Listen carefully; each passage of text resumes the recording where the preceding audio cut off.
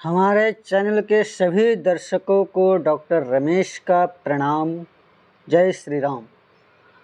साथियों, जो भी पूजा पाठ में थोड़ा भी रुचि रखते हैं वे अक्सर इस बात से असमंजस में रहते हैं कि जप कैसे कैसे किया जा सकता है, अर्थात जप करने का कितना प्रकार है। तो आज इस असमंजस को हम लोग दूर करने की कोशिश करेंगे। आज इस वीडियो में आपको विस्तार से ज्ञान कराऊंगा कि आप जप कितने प्रकार से कर सकते हैं।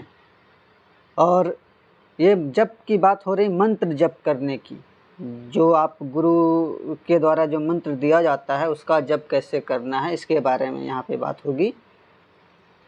तो आप कितने प्रकार से जप साधना कर सकेंगे, इसके बारे में आज पूरी विस्तार से चर्चा करेंगे। पूज्य गुरुदेव योग ऋषि पंडित श्री राम शर्मा आचार्य जी ने कुल 14 तरह के 14 प्रकार के जप साधना का प्रावधान बताया है। तो आइए जानते हैं कि वो 14 प्रकार के कौन कौन से जप प्रक्रियाएं हैं। चलिए अविलंब शुरू करते हैं।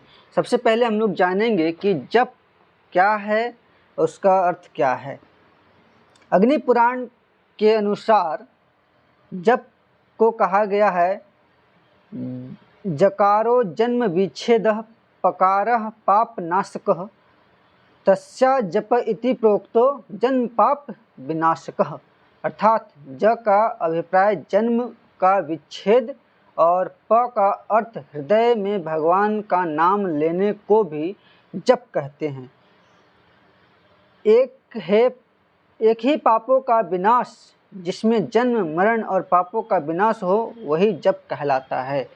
एक विद्वान ने इसका अभिप्राय भगवान को प्रत्यक्ष करना बताया है और कहा है कि इसकी आवश्यक परिभाषा निर्बाध अंतःकरण प्रकाश, यह सूक्ष्म करुणाद्र अंतःकरण की विशुद्ध दीप्ति है। इस निर्णयात्मक स्थिति में सारे बंधन छिन्न हो जाते हैं। श्री राम कृष्ण परमहंस ने जप का अर्थ बताया है एकांत में बैठकर मन ही मन भगवान का नाम लेना। अब जानते हैं कि वो 14 प्रकार कौन कौन से जप हैं जो हम लोग अपना सकते हैं। जप विभिन्न प्रकार का होता है, इसका संक्षिप्त विवेचन यहाँ पे किया जा रहा है। पहला जो जप हम लोग कर सकते हैं उसे हम लोग कहते हैं, पहला जप है नित्य जप। जैसे स्थूल शरीर के लिए बाह्य पवित्रता, स्नान, व्यायाम, भोजन और नियमित मल विसर्जन आवश्यक क्रियाएं हैं, उसी तरह सूक्ष्म शरीर के लिए नियमित रूप से उसके अनुरूप पवित्रता के साधन, उसके पोषण एवं विकास के लिए आध्यात्मिक व्यायाम, जप और मन पर चढ़े मल विक्षेपों को दूर करने के लिए नित्य अभ्यास आवश्यक है, ताकि पुराने संस्कारों का शमन होता रहे और नए आसुरी आक्रमणों के मुकाबले की तैयारी होती रहे। अपने इष्ट देव का जो रुचिकर और गुरु प्रदत्त मंत्र हो उसका जाप नित्य ही करना चाहिए। इसे हम लोग नित्य जप कहते हैं। आप 5 मिनट 10 मिनट जितना आपकी शक्ति है उतना आप इसे कर सकते हैं, नित्य जप। एक होता है नैमित्तिक जप, जो दूसरा तरह का जो जप है उसे नैमित्तिक जप कहते हैं। कृतज्ञता की भावना का विकास करना हमारी संस्कृति की महान विशेषता है। हम मानते हैं कि आत्मा अजर अमर है, इसका नाश नहीं होता, केवल शरीर में परिवर्तन हो जाता है। यह पितृ ऋण से उऋण होने के लिए हम पितृ श्राद्ध आदि कर्म करते हैं, जिससे पितर जहाँ भी हो उनके सूक्ष्म शरीर को बल मिलता रहे और प्रसन्नता हो जाती है। आशीर्वाद देते हैं उसके पश्चात वे।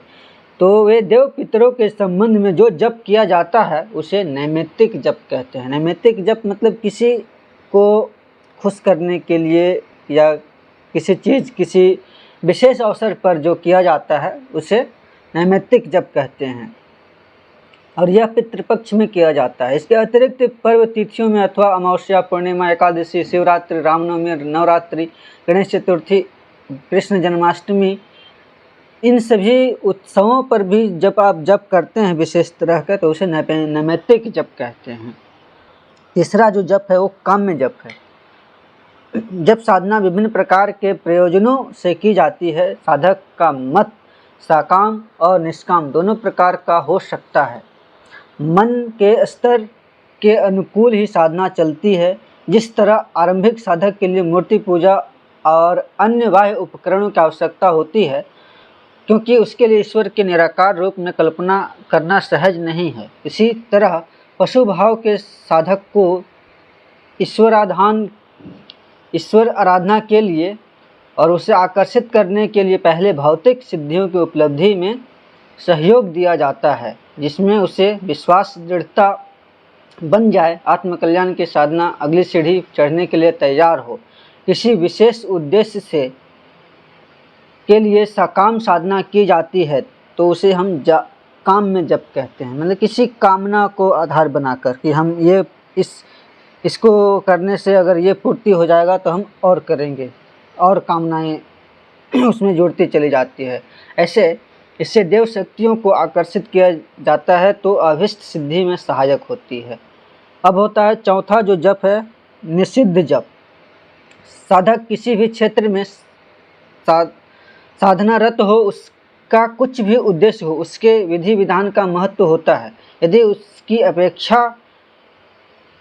उपेक्षा की जाती है तो पूर्ण सफलता में संदेह रहती है। आध्यात्मिक साधनाओं में तो इसका विशेष ध्यान रखा जाता है। पवित्रता, संयम, ब्रह्मचर्य, मिताहार, यम नियम का पालन, मनोनिग्रह जब साधना में आवश्यक बताए गए हैं। यदि किसी भी साधना के नियमों का पालन पूर्ण रीति से नहीं किया जाता है तो देव कृपा संदिग्ध रहती है। अनधिकारी गुरु से दीक्षा लेकर अशुद्ध उच्चारण के साथ अपवित्र अवस्था में और निष्कृष्ट स्थान पर यदि अविधि पूर्वक जप किया जाए तो वह निषिद्ध जप कहलाता है। यानी कि कोई नियम कानून के अनुसार आप जप नहीं कर रहे हैं तो वह निषिद्ध जप माना जाएगा, जिसमें देवता और मंत्र में भी अनुकूलता न हो और श्रद्धा विश्वास का अभाव हो, तो ये निषिद्ध जप है। अब है पांचवा, प्रायश्चित जप। मानव शरीर धारण करने के पूर्व हम 14 लाख योनियों से होकर आना पड़ता है, जिसमें विभिन्न प्रकार के पशु योनियां भी होती है। उनके संस्कार हमारे मानस पटल पर अंकित रहते हैं। छोटा सा उत्तेजक कारण मिल जाने पर उसे बड़े से बड़े दोष, अपराध अथवा पाप हो जाते हैं। इसके लिए बाद में मन में पश्चाताप भी होता है। दोष और त्रुटि मानव स्वभाव का एक अंग है। पिछले संस्कार और सांस्कारिक परिस्थितियां इसका कारण बन जाती है, तो इन दोषों के परिष्कार के लिए आवश्यक उपाय अपनाना बुद्धिमानी है, क्योंकि हर कर्म में प्रतिक्रिया होती है। तो इन सभी गलतियों से निजात पाने के लिए जो भी आप उपासना या जप करेंगे उसे हम लोग प्रायश्चित जप के अंतर्गत रखते हैं। अब है छठा है एक अचल जप। अचल जप क्या है? अभिष्ट सिद्धि के लिए कुछ विशिष्ट साधना की आवश्यकता होती है। नियम, संयम और संकल्प भी इसके आवश्यक अंग हैं। बिना संकल्प के कोई भी काम निश्चित समय में पूर्ण नहीं हो पाता। कठिन कार्यों के लिए तो संकल्प अनिवार्य होता है। जब साधना में समय और संख्या की विशेषता रहती है, जब साधक यह निश्चय करता है कि नित्य प्रति वह इतना समय लगाकर इतना जप करके ही आसन से उठेगा, तो वह अचल जप कहलाता है। यानी कि उसमें अब कोई बाधा नहीं आ सकती। जितना आपने संकल्प कर लिया उसको आपको जीवन भर निभाते रहना है, तो ये अचल जप है।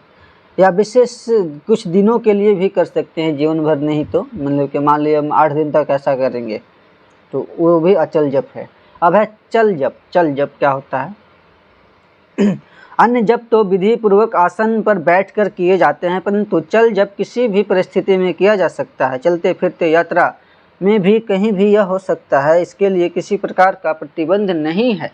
खाली मन को शैतान का घर कहा गया है, तो उसमें विभिन्न प्रकार के अनावश्यक विचार चक्कर लगाते रहते हैं। कमजोर मन पर आसुरी विचार अपना नियंत्रण जमा लेते हैं, तो उसके कार्य भी उसी के अनुकूल होने लगते हैं।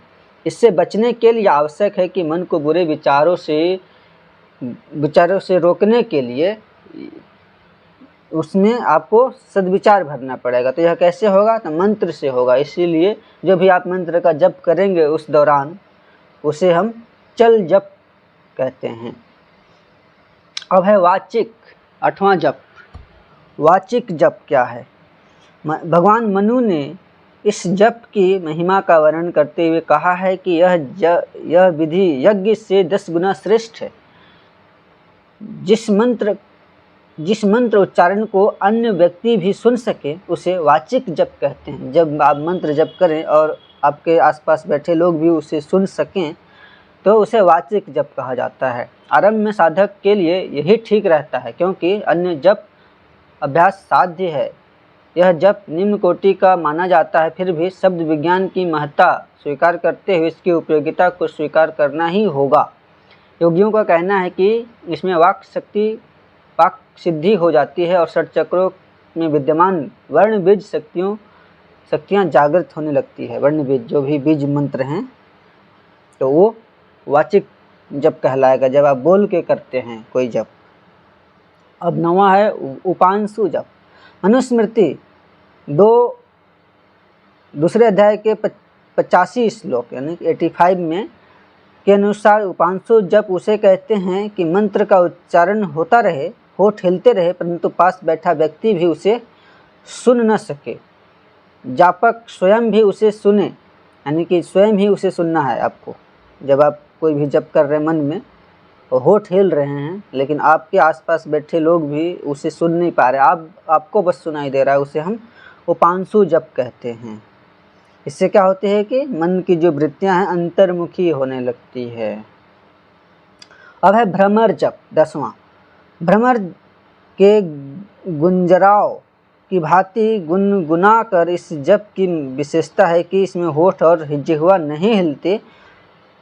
इस प्रकार बंसी बजाई जाती है, उसी प्रकार प्राणवायु के सहयोग से मंत्रावृत्ति की जाती है। योग विज्ञान का मत है कि जो साधक मनोलय के लिए नादानुसंधान की साधना करते हैं, यदि भ्रमर जप में वह सफलता प्राप्त कर ले तो उसकी अनाहत नाद की साधना सरल हो जाती है। इस जप से यौगिक तंद्रा की वृद्धि होती है और षट चक्रों को भी धीरे धीरे जागरण होने में सहायता मिलने लगता है। तो ये बहुत ही अच्छा जप है, आप इसे भी अपना सकते हैं, भ्रमर जप।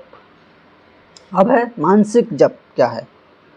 मानसिक जप में होठ और जिह्वा कुछ भी नहीं हिलते। मंत्र के पद और अक्षरों के अर्थ पर मन में विचार किया जाता है। इसकी महत्ता मनुस्मृति 2:86, विष्णु पुराण 56/9, 56/9, बृहद पराशर में 4/57 में वर्णित की गई है। इसके अनुसार विधि यज्ञ की अपेक्षा मानसिक जप सहस्त्र गुना श्रेष्ठ स्वीकार किया गया है, यानी कि जो भी पहले आपने जप किया उससे ये 1000 गुना अच्छा है मानसिक जप करना।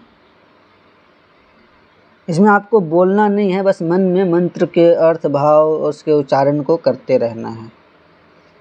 फिर आता है एक 12वां है अखंड जप। इसका अभिप्राय इसके नाम से स्पष्ट है। शरीर को धारण करने के लिए जो आवश्यक कृत्य करने होते हैं उतना समय इसमें तथा शेष साधना में लगाकर यह अनुभवजन्य है कि हर जप करना संभव नहीं है। थकावट भी होती है और मन भी उचटता है, परिवर्तन में मन लगता है। इसलिए गुरुजनों ने आदेश दिया है कि जब से मन उचट जाए तो ध्यान करना चाहिए। ध्यान की भी एक सीमा होती है। जब ध्यान से मन उचटने लगे तो आत्मचिंतन करना चाहिए, आर्ष ग्रंथों का अध्ययन करना चाहिए। मन को हर समय लगाए ही नहीं रहना, उसे एक क्षण भी स्वतंत्र छोड़ना अखंडता की परिभाषा में आता है। यानी कि हर समय आप जब मन परमात्मा में लगा रहे हैं तो वो भी एक प्रकार का जप ही है। मतलब कि आप मंत्र जप कर रहे हैं या कुछ पाठ पढ़ रहे हैं या आत्मचिंतन कर रहे हैं, तो इस तरह से ये अखंड जप के अंतर्गत है। नेक्स्ट है आपका अजपा जप। अजपा जप तो आप जानते हैं, जो सोहम की जो हम लोग निरंतर करते रहते हैं वो अजपा जप है।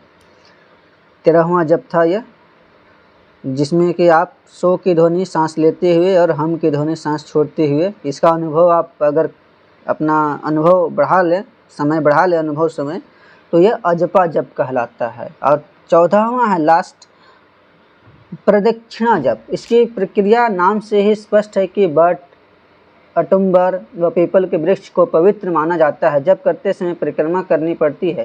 ज्योतिर्लिंग, मंदिर प्रदक्षिणा का भी विधान है। साथ में ब्रह्म भावना का रहना आवश्यक होता है, इसमें भी विशेष लाभ होता है। तो साथियों, आज आपको बहुत ही स्पष्ट हो गया होगा कि आप कितने प्रकार से जप कर सकते हैं, जप की क्या प्रक्रियाएं हैं और क्या प्रकार हैं। तो इन तरह के जप का आप लाभ ले सकते हैं अपने साधना विधान में, जो भी 14 प्रकार के जप हैं। और इस वीडियो को अगर आप अच्छा लगता है आपको, तो इसे लोगों तक पहुंचाइए ताकि वे भी अपनी आध्यात्म की जो भी असमंजस है वो दूर कर सकें। तो ये सबके लिए लाभकारी है। तब तक के लिए मिलता हूँ आपसे फिर। प्रणाम।